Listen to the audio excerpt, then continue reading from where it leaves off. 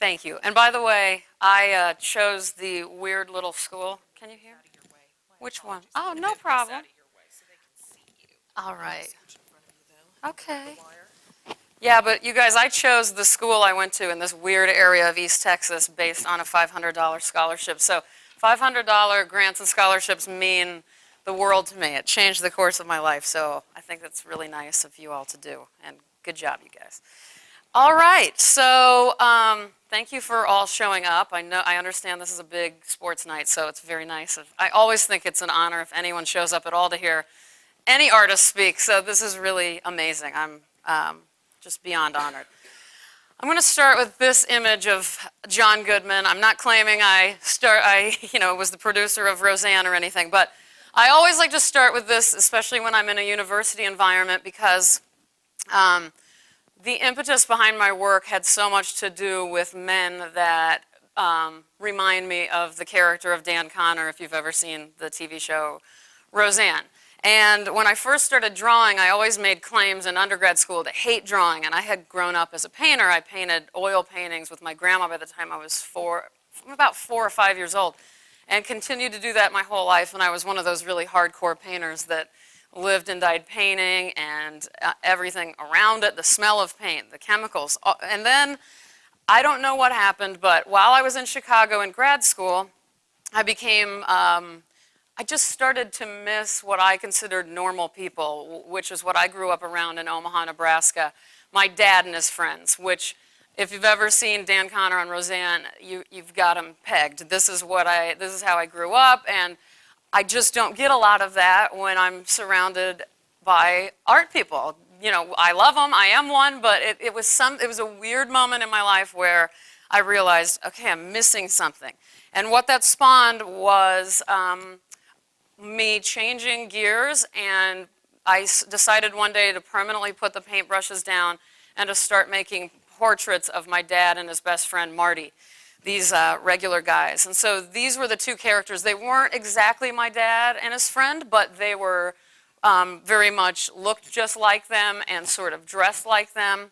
And so this is where it began. This is one of the first ones. But immediately I started, as you see those little legs there, possibly a dead person, I started to kill them off as well. So it started to get complicated way before I could even catch my breath. And we'll obviously go into that a lot more. But I started thinking they were going to be doing leisurely activities and just hanging out with their sweatsuits. And then bombs started to be dropped and all sorts of things started to happen. But really I noticed what I was doing in my process was like, I would sort of set the stage and I would draw the landscape and then populate it.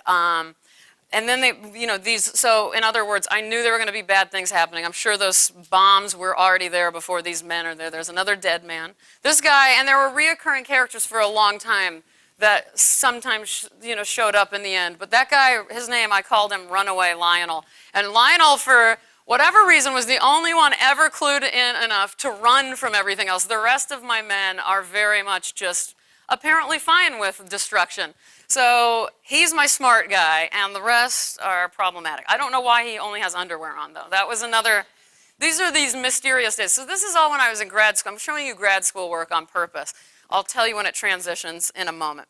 And this is from a series that I had made of about 40, the exact size that you all own here, 30 by 40. It was the series called They Walk, Fall, Continue, and Die. I sort of started thinking about bigger world things and love summing things up, and I love anything generic. Generic statements are sometimes the biggest statements. So I sort of thought that's what we do. We walk on this earth, we take our falls, we continue on our way, and then we die. And I can kind of feel like I can sum it up that way. And the weird things we do with our time while we're here. So this guy, he sees this natural growth of bushes and thinks to continue it, but you can kind of barely see, but he's then sticking like a dead branch or a dead tree in the ground next to it, sort of trying to mimic this, yet really for no good reason, sort of the folly of men and how we busy ourselves. I was thinking about landscaping too, because long story short, I don't like to do landscaping. So I just don't know why. So this was sort of my making fun of that. So this is when I'm out of school, and I actually shouldn't mention this in a wonderful university setting, but I dropped out of graduate school. because of opportunities calling, and also I had this weird feeling that I was about to get sucked into the writing end of being obsessed with art instead of making work. And I was that close. I was in a very theoretical program in Chicago, and I was made fun of for being a maker there, and I decided to embrace it 100% and continue to do this. And then I decided to scale up. So this is just a shot of me working just to show you. Everything before that was sort of 8 by 10, very, very small. Then I sort of went a little bit bigger, and that one I mentioned, and then I went huge. So this was a residency that I was working. That's why I had such a big wall at that point, because at home I had something the size of a little mini drafting table. So then all of a sudden I was granted this huge space, and I had always wanted to make a piece in homage to Bosch's Garden of Earthly Delights. And this one is called "Everything that stands will be at odds with its neighbor, and everything that falls will perish without grace." Sort of a damned if you do, damned if you don't statement. It also has been quoted twice by writers who don't do their research and don't know the Bible, apparently, that title was taken from the Bible, the book of Revelation. And I don't know why anyone thinks that. It sort of sounds biblical, but I promise that I wrote it and you can't find it in the Bible. But the funny thing is, it's a huge compliment. I mean, I do enjoy the Bible and I like its story, so it was weird that that came up. And this sort of related to that. This was also, you can see it's a triptych, so this is not only an homage to Bosch's Garden of Earthly Delights, but altarpiece painting and the Renaissance in general. I became obsessed with researching that, and I love the separation of the panels and the weird things that can do spatially. These are all apocalyptic drawings. You know, I started to realize there's obviously this big threat in all of these. I'm going to go back again. You can see the dark skies. That's something that almost never goes away, even though I've made something like 1,300 drawings in about 12 years. So I always have this looming presence above no matter what's happening. There's this threat. I realized I knew I was creating these men out of those initial steps of creating characters, and then I used these men and multiplied them by hundreds and thousands, and they became my archetype for humanity. And with that, I could illustrate and tell stories about almost anything under the sun, in my opinion. I just happened to only use men. And so back to the apocalyptic part, the reason I never did draw women, aside from the fact that I grew up around mainly men, and that was where this all came from, is because if there were women, there was sure to be some procreation happening, and they would have a chance of survival, and I, being so nice, apparently didn't want to give them a chance for survival. So that was my assurance that this would come to an end and propel me further on in my journey with these pieces.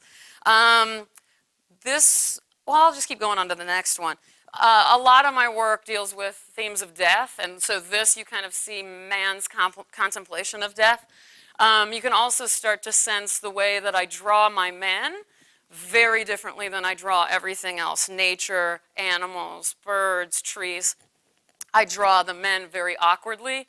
I'm not supposed to step out of the light, so I'll show you over here, but they're never just like standing like normal or naturally. They're like this, and they would move like almost like a robot, whereas the deer look very, I think I've got a deer. Okay, yeah, I have an elk or something.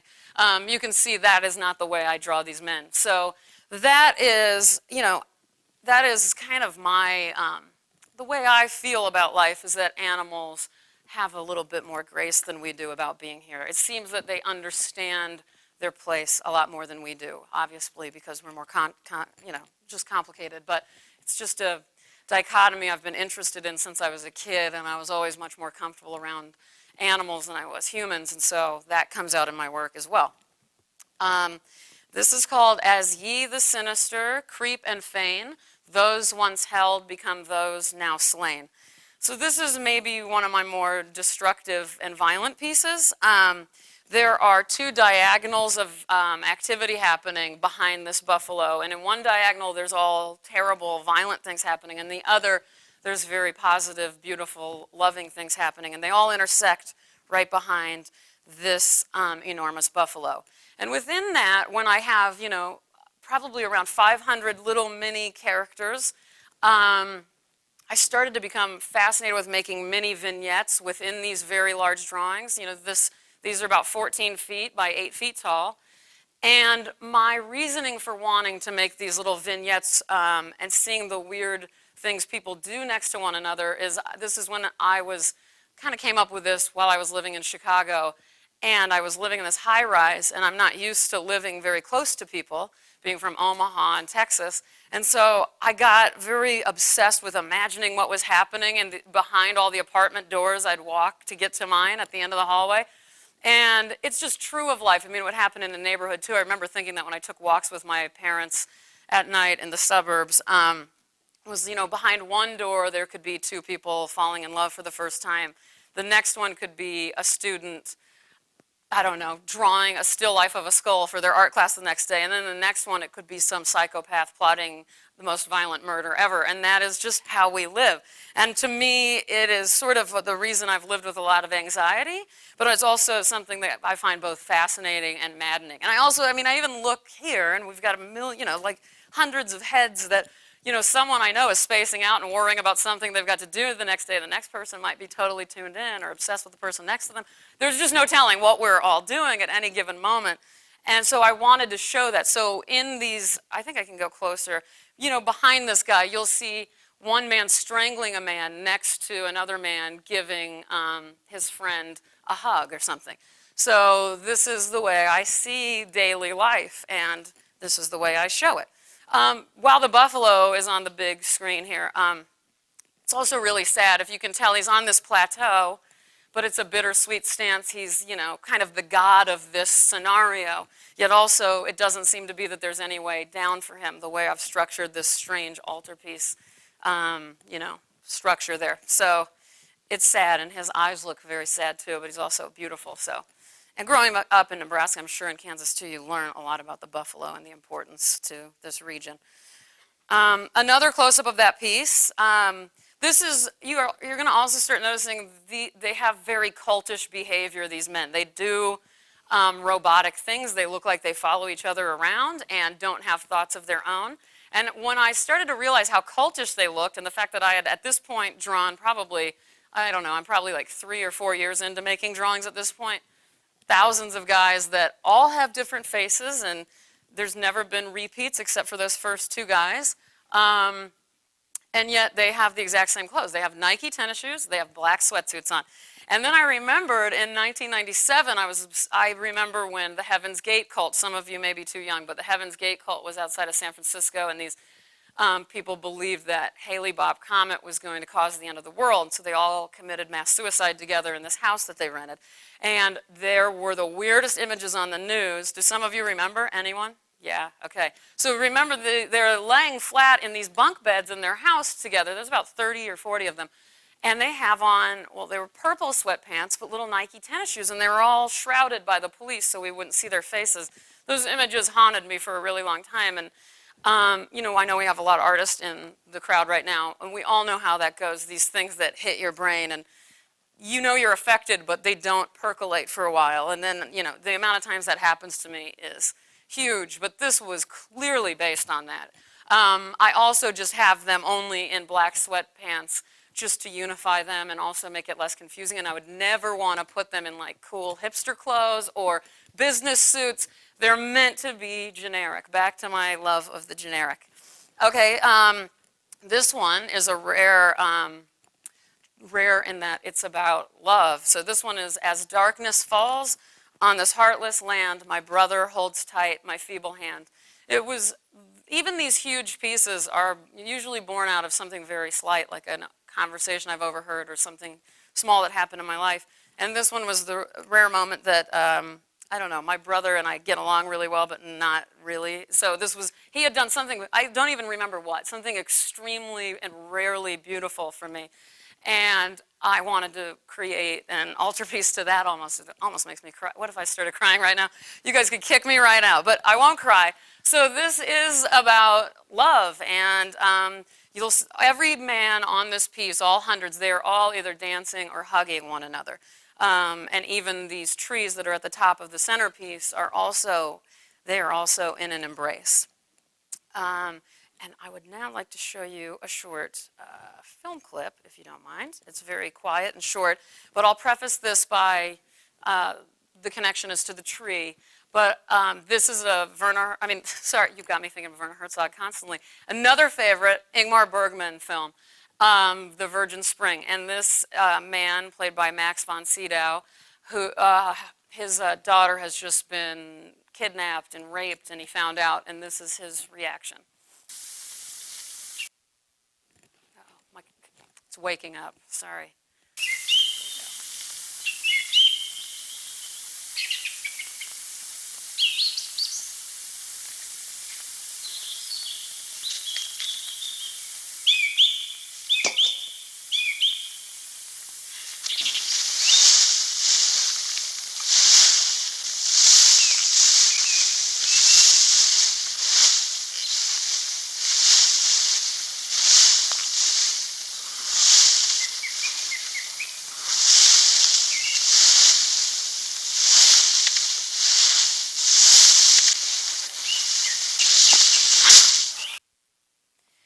So man, nature, anger, destruction, all is summed up in that very simple clip, and I've always responded to it. The whole entire film is amazing. It also reminds me of many other, there's an epic poem called Orlando Furioso that was turned into an opera that some of you may know about, and there's a mad scene where Orlando is so in love with someone that he goes crazy and destroys half of Europe and Africa by tearing trees down. And there's just something about the act of destroying, but in a really personal way like that. Obviously, we could talk about environmentalism, but I think there's something for me a little more romantically placed in my obsession with that, and that clip says a lot. And also, there's been a lot of prints made about Orlando Furioso, too, so look into those. This is kind of along the same lines. This is about consequence, and this is also the first time I did a double horizon line. You can see there are two landscapes happening here. I had seen the Ghent altarpiece by Van Eyck, and you know, I'd always known it, but then when you see it, you start to realize how crazy that is, that there are several horizon lines. And horizon lines are a very big deal to me, being that I make landscapes for the most part. And to imagine, too, just sort of blew my mind. It's just the little things. Since I basically only work with a mechanical pencil and paper, there are very few things that are sort of, I can develop, and I know I want to work with humans on the landscape, but that really got me excited. And this is, I did a hell scene underneath this earth scene. And just this one man is ignoring his dog, the leash is off, because he's yelling at this other guy, and the other guy sees into this portal into hell. And even though this piece is actually very small, but it was kind of a beginning of me, now that I think about it, making these miniatures that I've been working on, very, very tiny drawings. So this one, even though it's about this big, it was small for me, and those little characters are as tiny as you can really imagine. It's weird to see it that big, because it's about, I don't know, 1/100th of that size, so. This one is called As My Heart Quiets and My Body Dies, Take Me Gently Through Your Troubled Sky. This is a funeral march. This is about death. There were 5 owls that were a recurring theme in my work. You can see down on that tree trunk there, I'll put the arrow to it. That's a good way to do it. So this is a big owl. There were always 5 that were always the same size. And they were in probably 75% of my drawings up until this point. And they represented the 5 people in my life I loved the most, my family members. And one of those was my grandmother. And when she died, I wanted to make this drawing about her death and her passing. And so anyway, this one represents her, and the other 4 are up here. There's a funeral happening here.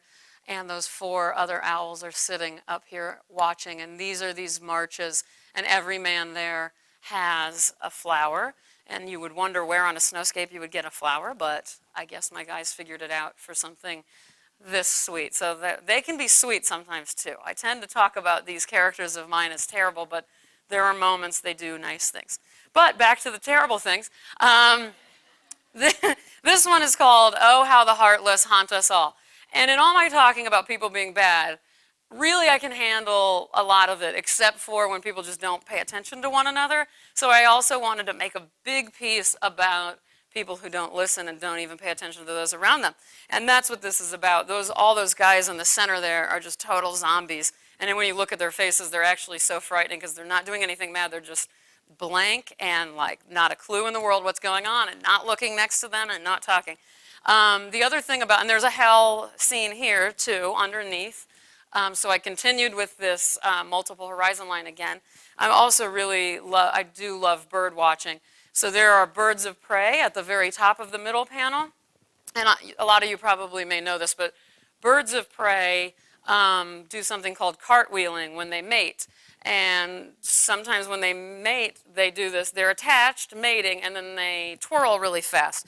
But the thing that I love about it is that sometimes this very sad but beautiful thing happens where they don't release from each other and they commit suicide while mating in this cartwheel. So sort of another bittersweet thing in nature that I've just always been obsessed with. And so that happens there, which is then leading to this, again, this very weird crater that is supposed to be an indicator for what's below, and that's hell. There's some disasters of war from Goya references in that hell panel, which is a huge influence on my work too, Goya in general, but specifically disasters of war. This piece is called Being Together. It's a very simple piece in some ways, in that it's just about these two men have somehow escaped the perils that this snowscape keeps bringing them, and they ended up somehow with water, and they ended up on this cliff together, similar to the buffalo on the weird plateau. But the weird thing about this is you'll start to notice that there was always mountainscapes with snow, and horizon lines were very high at the top. And then it started to slowly dwindle just a little bit. And I might be jumping a little ahead, but this is just a good point. And then eventually everything melted, just to fast forward, and then you get this weirdly flattened landscape here. So this is when I also start to understand and accept my natural instinct towards abstraction, which I had always thought I wasn't. And I painted until these drawings, and I was really painting abstractions for most of my painting life. So that was very weird that I switched to landscapes when drawing too. But if you look at that, really, the water, if you turn it this way, looks exactly like the cliff. The cliff looks just like the water, and where you see more of those clouds up there, that also looks like the water. So really all of these elements that I think are really nature and that I'm really doing landscapes are very bizarre spatially and very bizarre texturally, and they're actually all exactly the same. So I don't know if I only have one trick or what it is, but it's ended up being a very good thing for me in the future because my work dissolved into some abstraction recently. So I just want to point that out. You'll really see it here. See like that sky and this flat horizon. Without those mountains, things start to really blend into each other, and it looks like the earth is eating itself up, which I love because that's what it was doing to me conceptually. This piece is called Standing Below This Eternal Covenant. And this, I'm going to read you something from Cormac McCarthy's All the Pretty Horses. It's not a book I love, but I do love Cormac McCarthy. But this one passage spoke to me so loudly, and it makes a lot of sense with this piece, this man contemplating a dead horse. And also, you'll see why more about my position with humanity. Lastly, he said that he had seen the souls of horses and that it was a terrible thing to see. He said that it could be seen under certain circumstances attending the death of a horse, because the horse shares a common soul, and its separate life only forms it out of all horses and makes it mortal. He said that if a person understood the soul of the horse, then he would understand all horses that ever were. Finally, he said that among men there was no such communion as among horses, and the notion that men could be understood at all was probably an illusion. I'm going to leave it at that. How could I really top it? So this one is called The Passing. This is my work started to get smaller for a little while. Well, these are not really. They're 5.5 feet by 5.5 feet, which for a drawing made of mechanical pencil is still pretty big. But I wanted to do these, more concentrated pieces that didn't involve all of the men all the time. And this was just, about death. things started to be harder to talk about too around this time, which I found to be a good thing, to be honest with you. My work was very easy to talk about a million things for a long time, and I didn't want that to ever be a crutch. I did want there to be some mystery, of course. So a lot of my smaller pieces that you'll see at the very end are that. This is very dark, and it's my fault, but this just gives you an idea of how I work. My studio is just a second bedroom in a really boring suburban house with carpet, and I think it even has crown molding at the top that I ripped off. It's just ridiculous where I work, and my pieces barely fit in. They drive people crazy when they try to get them out, but this is all I got, so this is where all of these big ones have been made. And this one, maybe some of you guys have seen this in Kansas City. I hope. I've heard that you have. So this is called Masses and Masses Rove a Darkened Pool. Never is there laughter on this ship of fools. And many of you have probably heard the allegory of the ship of fools. In medieval times, apparently, those that were deemed insane were sent off on man-made, these terrible, like, rafts to die, basically. So if you were thought of as a crazy person, people would want to send you off. Now, it's inspired countless poems, books. I think there's a Bosch piece too, or Bruegel. Bosch. And I wanted to tackle Ship of Fools badly for a long time. So, and I also wanted to kill off my men, remember? So this is all coming together, and it made me so happy that it all kind of hit my brain at the same time. So this was their launching off. All of my men, there's no landscape anymore at this point. Water has taken over everything. There are fill-in-the-blank pieces that I'm not showing you because I do make smaller works as well, but these bigger ones are sort of the culmination of everything that leads up to a main event. That's how I work. So anyway, so here they are on their little terrible rafts. This is the first time you've ever seen anything man-made in my work. If you think about everything we've seen, there's never been shelter, for instance. They don't eat either. Well, when they were being nice, they found pears or something. I don't know. Every once in a while they may eat, but they don't have anything that they cultivate. These guys did pretty much nothing in their reign on Earth. And that is also a comment on how I think some people live their lives. And so what do these guys get? Well, they get to go off into, we don't know yet. But here they are, clamoring to survive, crawling on top of each other. This is a close-up of it I wanted to show you just because you see that sky and you see those little tiny waves. And again, you see how they mimic each other visually and how they look like the same thing.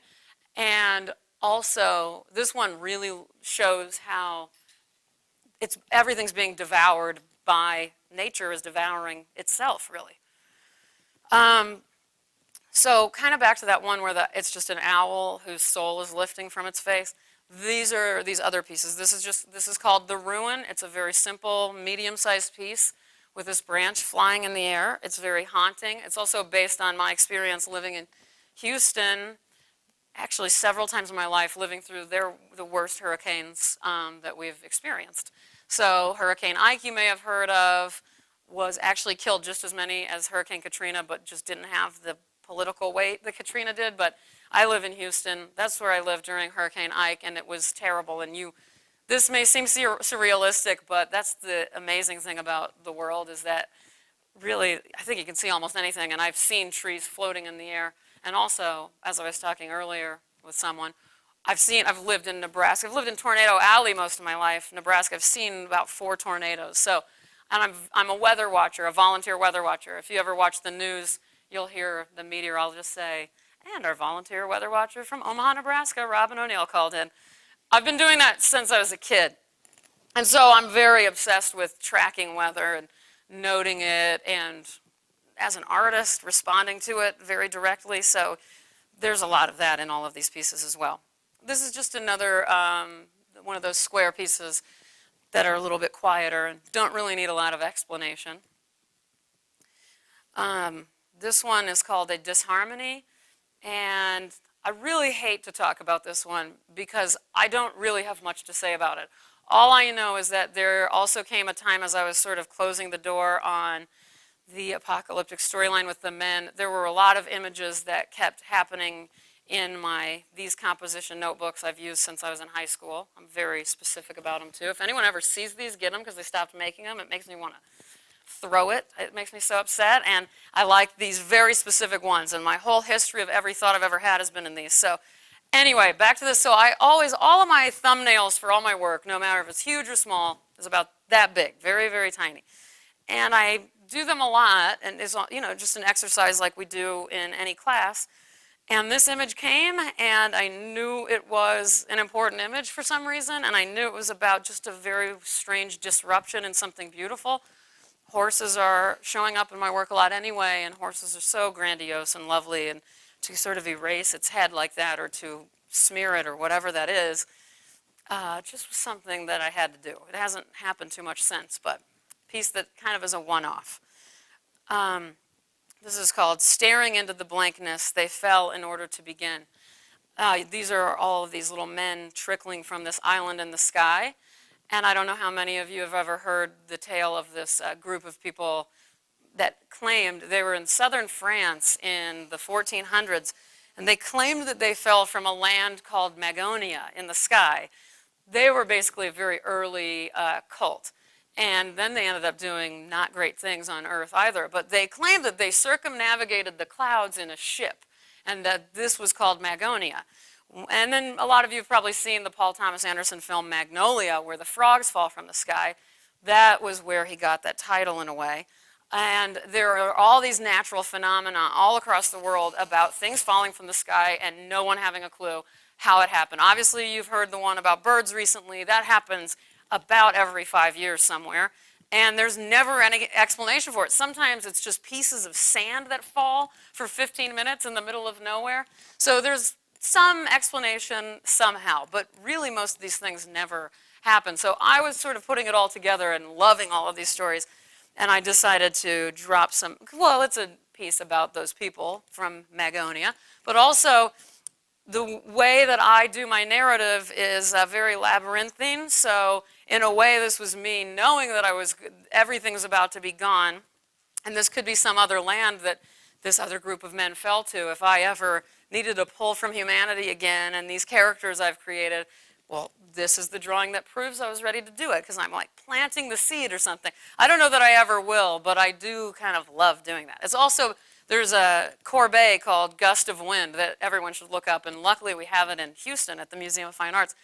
And there is a weird connection with that piece here, the way that sky moves and sort of embraces that island in the sky. So, and here is our final man, hanging by a fraying thread above the most monstrous ocean I had ever drawn.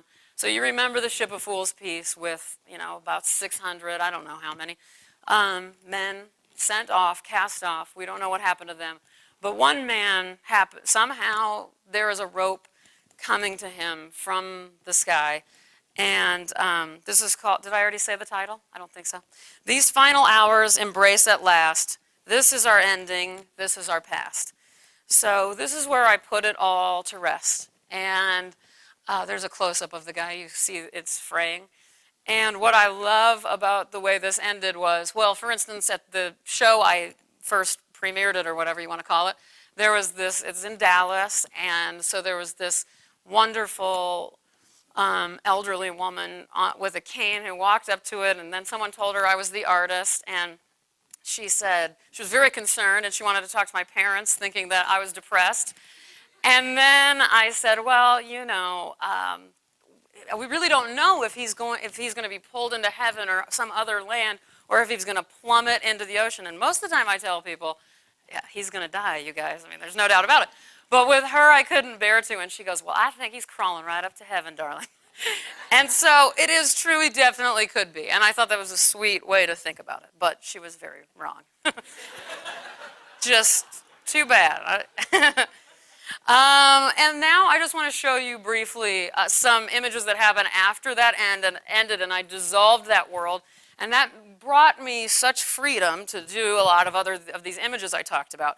So I don't have much to say about these, and this actually is a very weird transition time in my life, in my work, I mean, I guess life too, that you'll see it fits my work, but it's strange. And in some ways, it makes total sense that the world is now what literally turned upside down here, but Also that things just are floating around, and we really don't know. I mean, if the world were to end, like I made it in my work, who the hell knows what might happen. So I also had always been using, some of you may know the term Rückenfigure, the German term about being from, it's from behind. And one of my very favorite painters, Caspar David Friedrich, he always used that term to describe when you see, the monks in his, and you just see the back of them. It's a very contemplative way to show humanity, and I've always used it to my advantage. I always think it's a wonderful way to show figures. And in this one, this is big. So this head, all of my men have only gotten this big up until this point. Now this head is huge.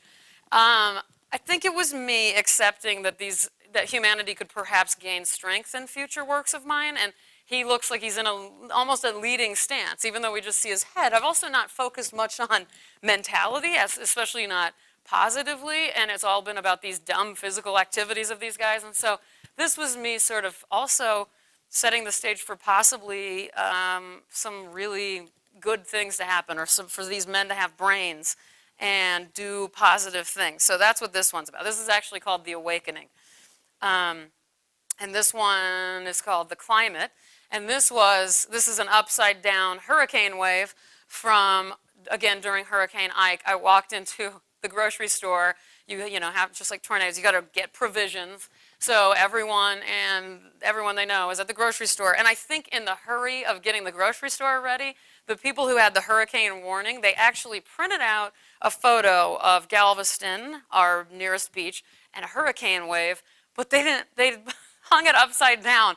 And it was so funny to me, but also really perfect. And it just shows me your world is turned upside down in these moments. So this, I again literally turned it upside down. And also, back to my abstraction, my love of abstraction, I really wanted to make more pieces that had a lot to do with abstraction. So this is essentially an abstract drawing, but it has sort of, something real in its history of where it came from. I only have two more to show you, and they're terrible photos, but they're from my little book here.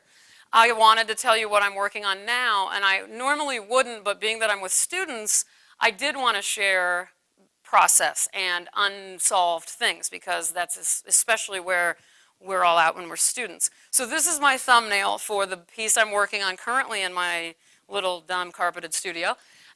This is my version of hell. It occurred to me that I really wanted to do my own version of hell, thinking of Bosch, thinking of Dante's Inferno, thinking of the grand history of hell in all of the creative arts. And so this piece will have the most figures ever, but I also had to temporarily kind of rebirth my sweatsuit men, because I also thought they would be in hell. So it gave me a chance, and I really did have a need to draw them again, but I didn't see them being in the real world anymore. So this is them all trying to climb out of hell, still getting into fights, and then there are these new figures that are forming, like this stuff will be these towers of the tiniest little figures.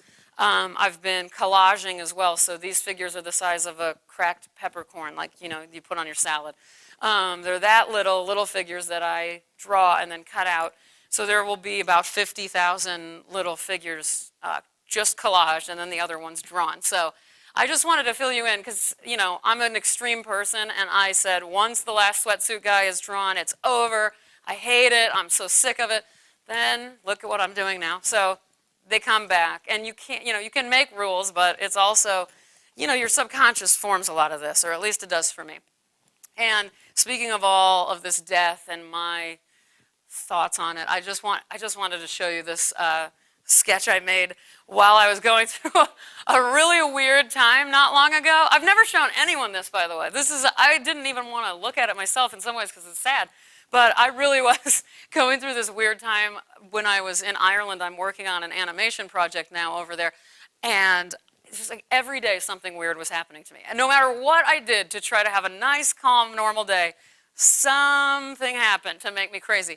And so I kept saying, what is a good phrase I could say to myself when all this, and it could have been worse. And so then I thought, that's the greatest epitaph ever. And I don't really want to be buried under the earth, but you know, maybe some ashes under here. Or maybe, I don't know, but I know this will one day be a piece of some kind, or it will just be my headstone. So I just wanted to end it there, and then that's it. So I definitely want to make sure people are asking questions, because if you don't, I'm going to go crazy, and you don't want that. So anyway, that's the end of my talk, and I think I did good time-wise, right, Amy? Oh, it's 40 minutes. That was my goal. Okay, anyway, questions, comments, concerns, anything. Do not be shy in this room, seriously. Yes, you first. Why is the absence of color correct for you? Because, you know, it's a good question. Why is the absence of color necessary for me? I knew that I needed to distill whatever imagery I was working with right around the time I started drawing. And I also, the reason I started drawing was almost directly related to living in Chicago and going to the Art Institute and being obsessed not with the heady, colorful things that I saw in the big rooms, but with, there are always museums are wonderful in that they put etchings and small black and white drawings in hallways, like leading to the restroom or something. And I was always drawn to that, and I was drawn to the unassuming. Even though I'm a loud personality, I normally wear a lot of color, and my house is colorful, I knew that there was something more challenging for me, and not that people who use color rely on color, but it wasn't an interest anymore, and I knew that to distill it down to black and white was going to also put a haze of somber to my work, which was obviously, it's huge in my work, the somber, emotive quality of my work. I just can't see it in color. So I hope that answers your question. Yes? What made you decide to go use the medium of mechanical pencils? Oh, yeah. I chose to use mechanical pencils because the way, immediately, even on the small works, I was doing so much detail and I like such a sharp line that, you know, I mean, honestly, within the first drawing I made, I was sharpening so much that it was ridiculous and it's such a waste of time for me. And I also wanted something much sharper. Even when you sharpen a really great pencil, it's sharp for, you know, one stroke.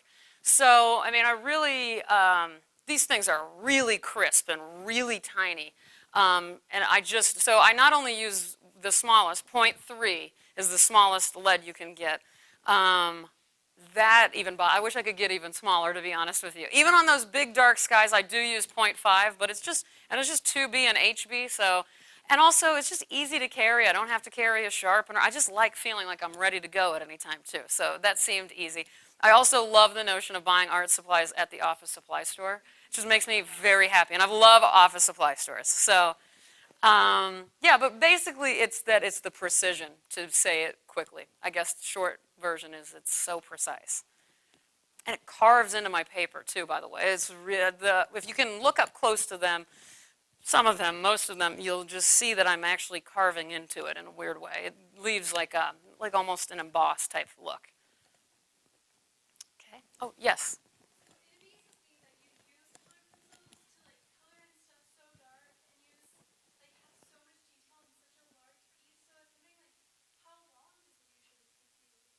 Oh, yeah. Well, any of the huge ones, the longest, the one that's, yeah, I think the Ship of Fools one with all of that lead, all of those rafts, all this, that one took the longest. That one took probably, I think, 7 months to make. And I'm talking every day of the week and really no breaks. And there was a time there where I didn't know how to separate myself from my work at all. And I was only working 18-hour days every day of the week.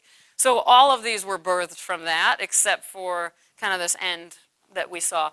Yeah, so they take a long time. Some of the earlier ones, I got one of them done in 3 months, and that was really difficult, but I did it. So this hell drawing is going to be up to 1.5 years once it's finally complete. So that one's by far the hardest one I've worked on. But on average, about 6 to 8 months the big ones take. And I do not work on anything else while I'm doing the big ones.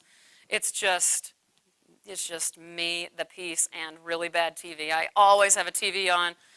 I mean, I do listen to talk radio in the morning, and then I switch to TV and watch really like dumb shows. I don't watch it, I hear it. And then I have a lot of movies I rewatch, but I need noise and I'm alone, so that's the process, is basically me laying on the floor or getting up on a stool and just solid in there constantly. And I hate light in my studio, so I have it all blacked out and just, yeah, I don't know.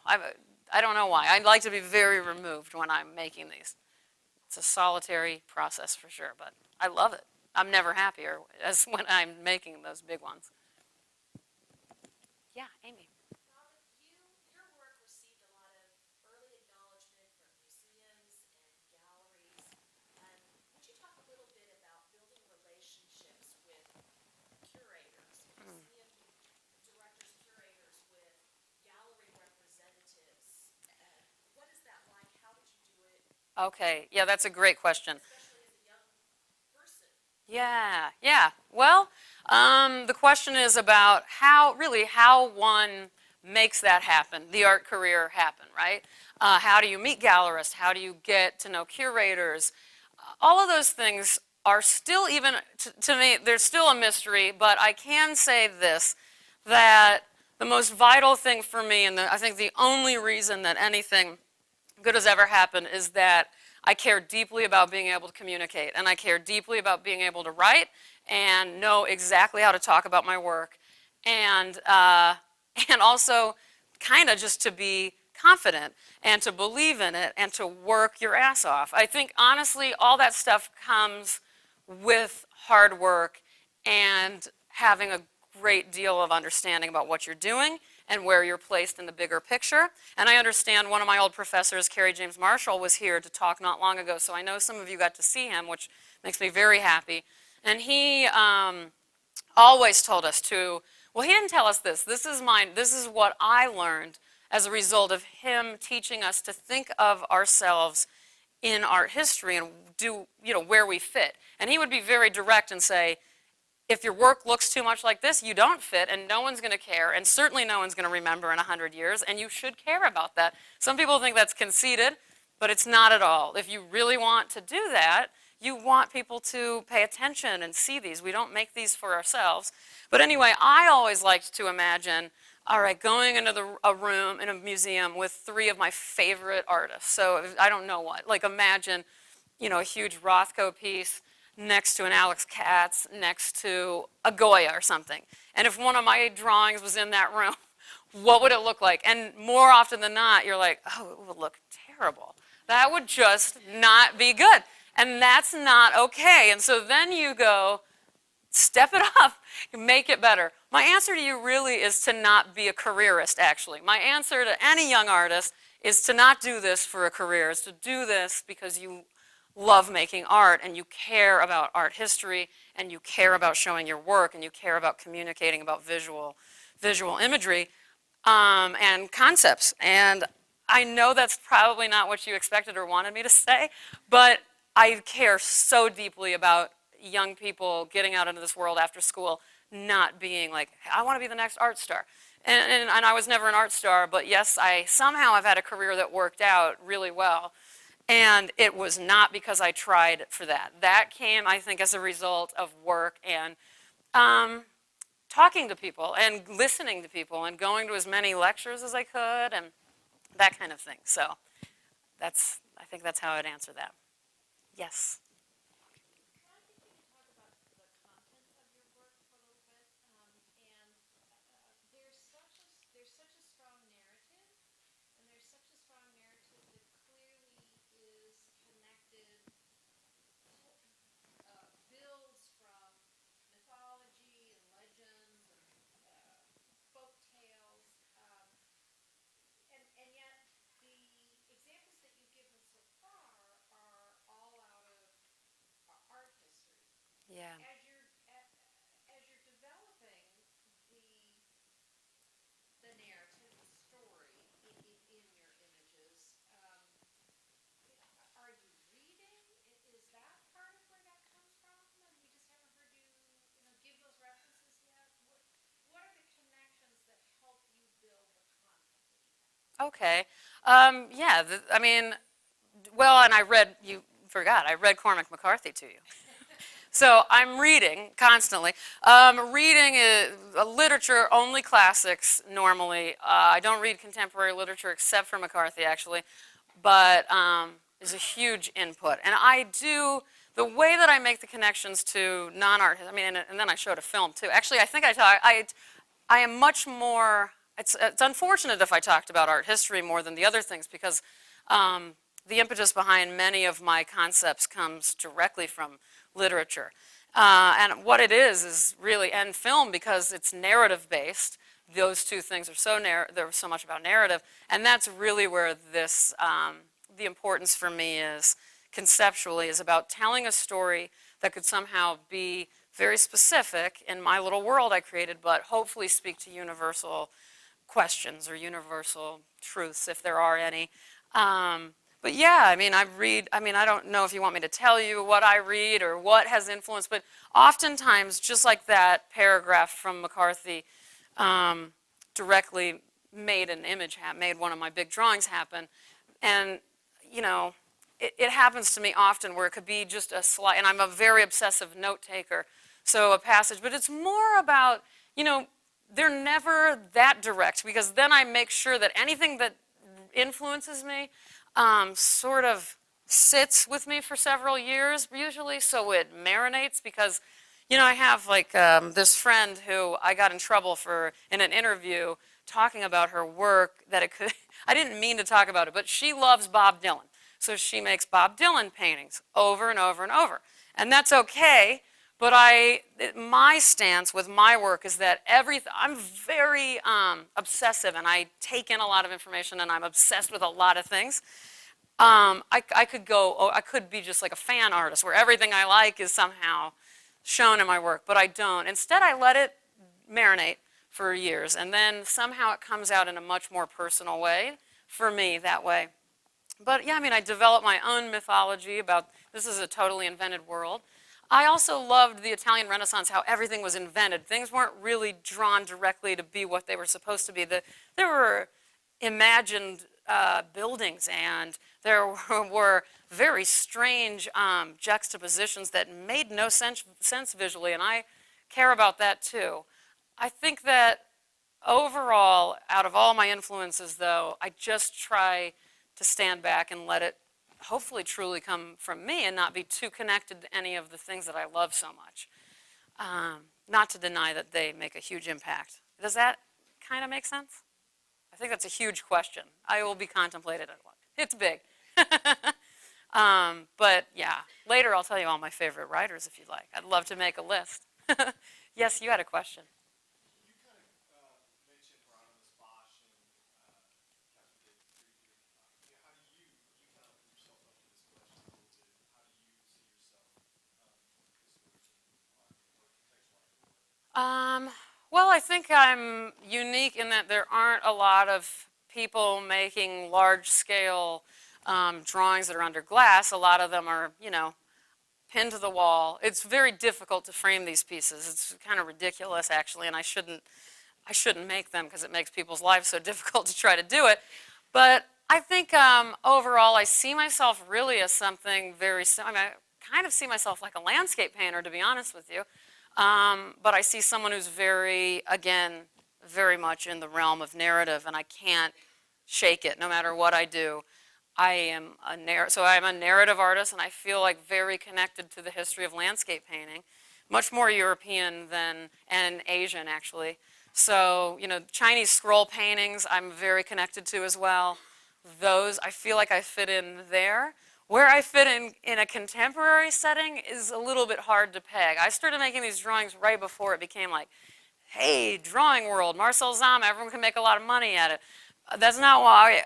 It's kind of a hard thing for me to live with because it means I've been in every drawing show there is, and it's just like a drawing show is okay, but what I really want are there to be shows that are more about the concepts I talk about, like death and the end of the world and the awkwardness of being a human on this earth. So I'm very, even though these are so much about visuals, I think I'm very conceptual as well, but people mainly peg me as a drawer.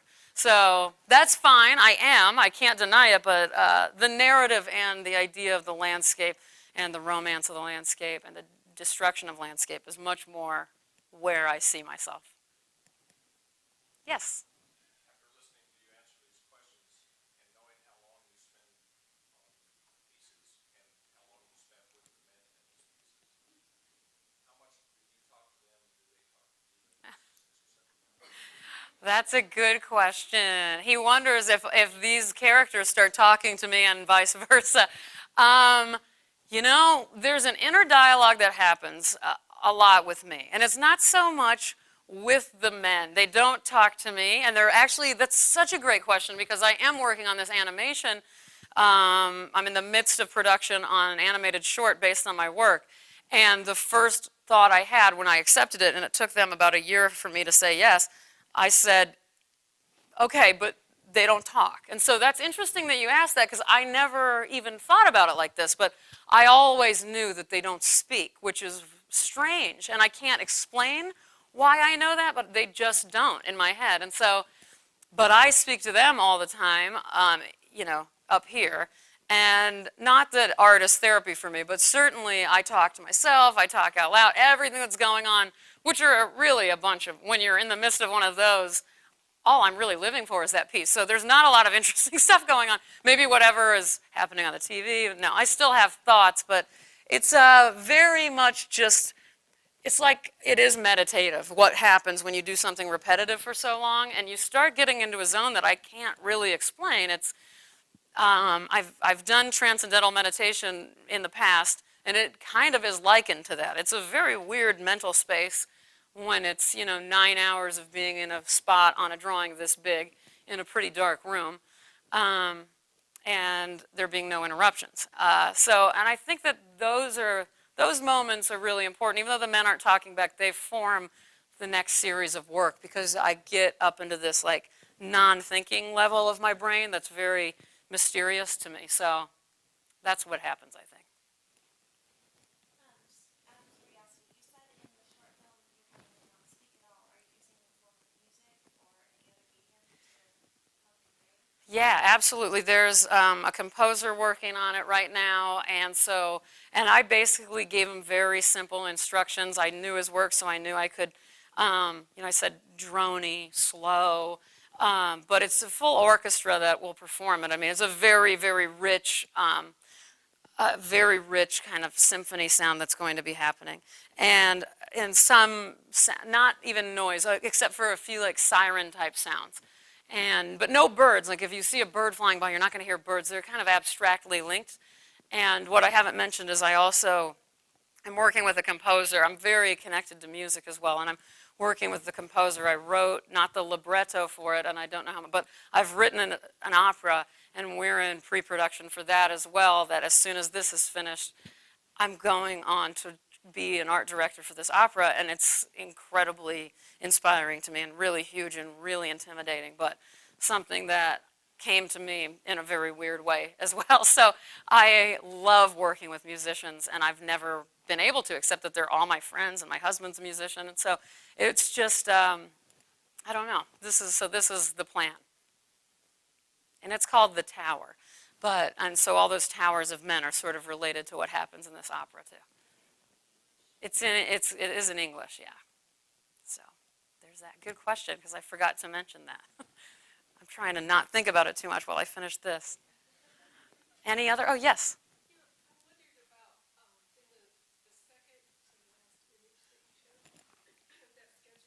Oh, yeah. Uh-huh.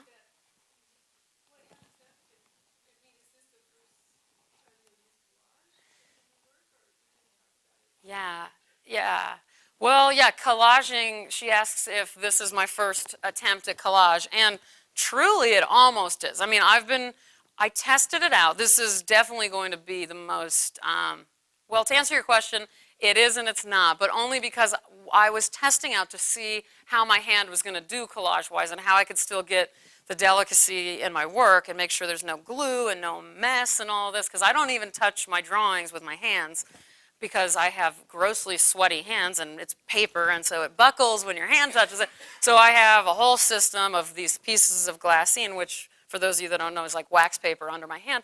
So I got really worried about maybe I can't collage. I mean, I knew I could, but I didn't know that it would, how I was going to collage something so small. So I was just testing it out, and I cut out one of my tiny, tiny figures, and I drew a little landscape, and then I collaged him on, and then I collaged something else on, and I realized I started to love this little mini test piece. And so this was very recently, like, I mean, maybe, I don't know, December or October or something. And so I'd already planned the hell piece, but I didn't know I'd collage. And when I did this, it became this new series of miniatures. And I'm really drawn to Indian miniatures and just miniature anything in general, but especially in art. And really, I've been making miniatures all along, just on a big scale. And if you cut up any of those drawings, you'd get a miniature. I mean, they're, you know, even when I scaled up first, the men should have gotten bigger, but they didn't. They still stayed small. So there is a new set of drawings that I just finished and actually had a small show of in New York of my first collages. There were only 4 of them, but I liked, especially when I'm sort of more known for these huge ones. These miniatures are becoming very influential to the future of my work, but this will definitely be a whole other story when I'm collaging about 30,000 guys in that main tower in that middle piece. And I have to collage them with tweezers because my hand, even my finger's too big to put it on paper properly. So you brush it on and brush on the special glue and then get the tweezers and stick it on. And it's a total, I don't know yet. I mean, yeah.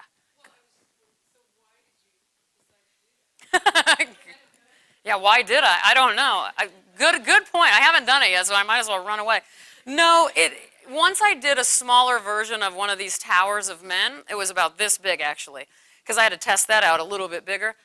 It formed and you don't have any evidence of it right now, but it formed the weirdest looking thing you've ever seen for my work anyway. It becomes a sculpture. So these will push out from the paper really big. It's a huge mass of little things collaged on top of one another. So, and visually it had, I mean, to put it really kind of dumbly, it had way more punch than my previous drawings. It just brings an even stranger element. And it forms, there were always a weird separation of man and earth in my work. This just solidified the notion that men and earth are still very separate. So very technically, that technical move of collaging separates something that conceptually has been huge for me for a long time. Does that make sense? And then promise me, it's so formal based that really you'll see why once I do it. It makes sense when you see it. It's just hard to imagine why I would put myself through it, really. Anything else? I think it's probably time anyway. I don't think I see any other hands. All right. Well, thank you guys very much. Thank you.